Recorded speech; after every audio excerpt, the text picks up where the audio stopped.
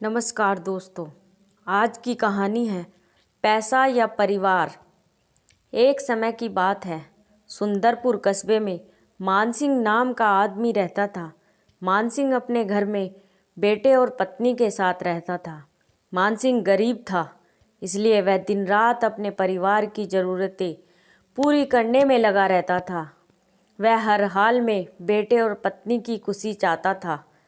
मानसिंह एक छोटी सी कंपनी में काम करता था, जहां उसकी आमदनी घर खर्चे जितनी ही हो जाती थी। लेकिन फिर भी मानसिंह कंपनी वाला काम ख़त्म करके दूसरी जगह जाया करता था, ताकि कुछ और पैसा कमा सके। काम में व्यस्त होने से वह अपने परिवार को समय नहीं दे पाता था। मानसिंह 24 में से 15 घंटे घर से बाहर काम में निकाल देता था। रात को देर से आता और सुबह जल्दी चला जाता था।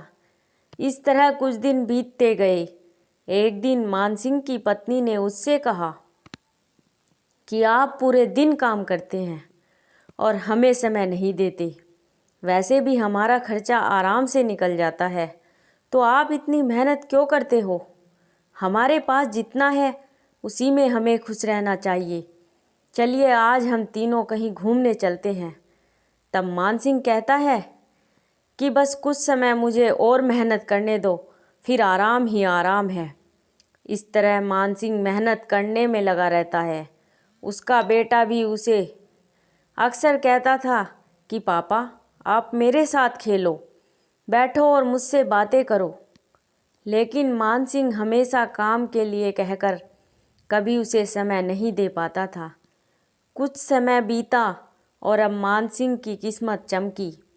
मानसिंह की नौकरी जिस कंपनी में थी, अब उसका मालिक मानसिंह को मैनेजर बना देता है, क्योंकि मानसिंह काफ़ी समय से वहाँ काम करता था और अब वह मालिक का विश्वास पात्र बन गया था। मैनेजर बनने के बाद मानसिंह बहुत अमीर हो गया। उसकी आमदनी अच्छी खासी थी। अब वह कुछ भी खरीद सकता था। उसकी गिनती धनी लोगों में होने लगी। पत्नी और बेटा बस एक बार कोई चीज़ मांग लेते तो वह तुरंत हाजिर कर देता था।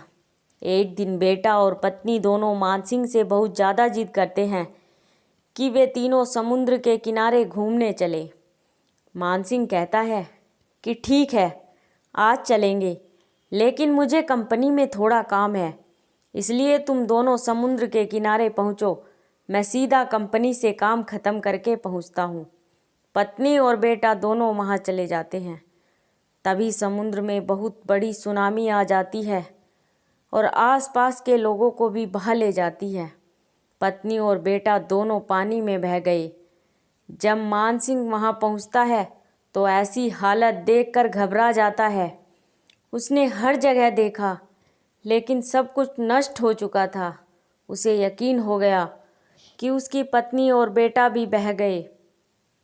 वो ज़ोर ज़ोर से रोने लगा और अपनी पत्नी की बात को याद करने लगा कि हमारे पास जितना है उसी में खुश रहना चाहिए और अपने परिवार के साथ खुशी के नए पल बनाने चाहिए, ताकि हम उसे हमेशा अपने दिल में संभाल कर रख सकें। पैसों का क्या है, कभी होंगे तो कभी नहीं होंगे। हमेशा अपने परिवार के साथ समय निकाल कर बैठना चाहिए। धन्यवाद।